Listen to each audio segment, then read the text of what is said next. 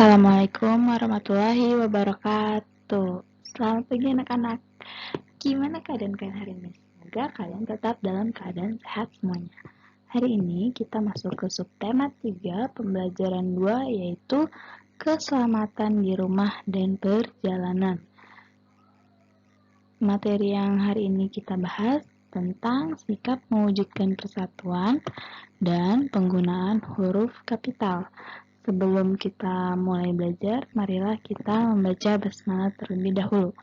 Bismillahirrahmanirrahim. Nah, di sini tujuan pembelajarannya yaitu peserta didik mampu menuliskan teks pendek dengan aturan penggunaan huruf kapital. Kedua, peserta didik mampu menceritakan pengalaman melakukan kegiatan yang mencerminkan persatuan dalam keragaman.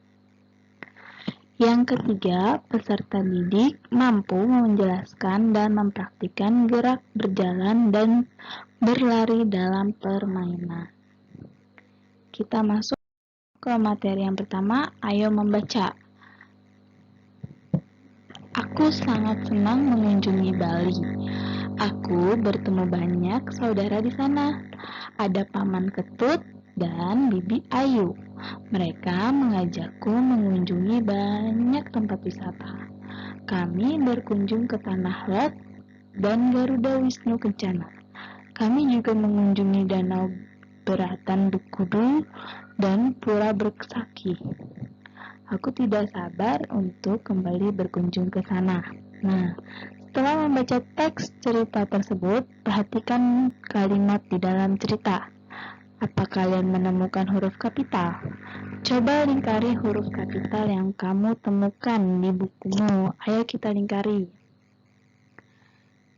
Huruf kapital yang pertama ini ada A, dari kata aku. Kemudian Bali. Aku juga. Ada Paman Ketut, Bibi, B, Ayu. Mereka. Tempat wisata. Kami. Wisnu, Pura, Bersaki, Tanah Lot, Garuda Wisnu Kencana. Banyak ya huruf kapitalnya. Kemudian kami. Danau Beratan Bedugul. Aku lagi nih, ada lagi. Kemudian selesai. Nah, kenapa ini semua dilingkari? Karena ini semua merupakan huruf kapital.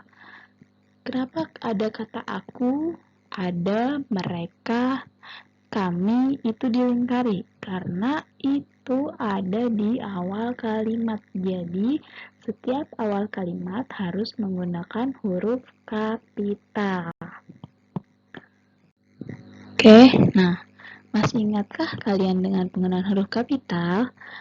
Huruf kapital yaitu huruf pertama nama orang, misalnya Jonas, Lani, Fitri. Nah, awal katanya, huruf pertamanya itu harus menggunakan huruf kapital. Nah, yang kedua, awal kalimat dalam tanda petikan, misalnya ada satu kalimat yaitu Bu Guru berkata rajin, pangkal, pandai. Nah, Bu Guru B-nya juga menggunakan huruf kapital. Nih. Kemudian rajin. Kenapa rajin menggunakan huruf kapital? Karena ada tanda petik di dalam kalimat. Jadi, untuk memulai awal kalimat lagi harus menggunakan huruf kapital. Contohnya seperti ini. Nah, yang ketiga, huruf pertama nama negara, suku, tarian. Misalnya Indonesia, itu nama negara. kemudian suku Dani, suku Asmat, tari kecak, dan tari jaipong. Itu semua yang ada di awal kata menggunakan huruf kapital.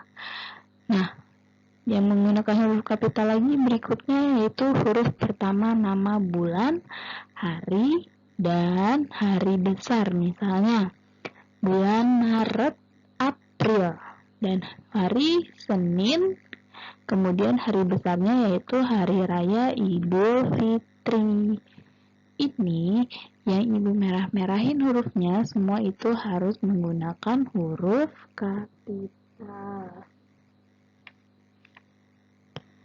Ada lagi contoh terakhir, yaitu huruf pertama nama tempat, objek wisata, nama wilayah. Misalnya, Jakarta itu nama tempat. Kemudian objek wisata, Danau Toba, berarti D-nya besar, Tobanya besar. Kemudian Gunung Merapi, berarti G-nya huruf besar dan M-nya huruf besar.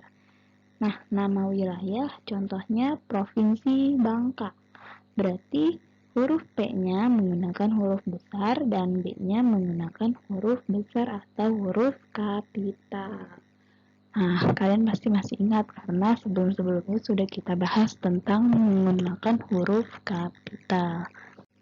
Nah, selanjutnya kita bercerita. Made bercerita tentang kesenian di Bali, yaitu tari-tarian. Teman-teman ingin belajar tarian dari Bali. Made dan teman-teman pun belajar menari bersama dan menunjukkan sikap bersatu. Nah, kita ingat kembali sikap-sikap yang harus kita pelihara untuk menjaga persatuan. Yang pertama, sikap yang dapat mewujudkan persatuan yaitu menghargai teman. Yang kedua, mau bekerja sama dengan teman. Yang ketiga, mendahulukan kepentingan bersama di atas kepentingan diri sendiri. Dan yang terakhir, rela berkorban untuk kepentingan bersama. Itu menunjukkan sikap bersatu. Nah, sekarang kita lihat. Made bercerita, ketika di Bali, ia bermain di pantai. Ia berjalan di air yang dangkal. Berjalan di air sangat menyenangkan. Permainan berjalan dapat dilakukan di darat atau di air. Coba kita di sini ada contoh permainan estafet bola dalam air. Nah, di lomba ini dilakukan secara berkelompok. Setiap kelompok terdiri atas 4 siswa. Setiap kelompok harus berjalan di lintasan masing-masing. Anggota kelompok lain berdiri dan bersiap di tempat pergantian. Setiap anggota harus berlari cepat sambil membawa bola. Jika bola terjatuh, peserta harus mengambilnya. Setelah itu, siswa boleh meneruskan kembali berjalan. Kelompok yang paling cepat sampai di garis finish adalah pemenangnya. Nah, itu contoh permainan estafet bola di dalam air. Nah, ini memerlukan sikap persatuan, yaitu bekerja sama dengan teman dan mendahulukan kepentingan bersama di atas kepentingan diri sendiri. Oke, segitu aja tugas hari ini. Sekarang tugasnya mengerjakan buku tematik 2 halaman 61 dan buku pena 2D halaman 145. Sekian dari ibu. Kurang lebihnya mohon maaf. Assalamualaikum warahmatullahi wabarakatuh. Selamat menjalankan ibadah puasa.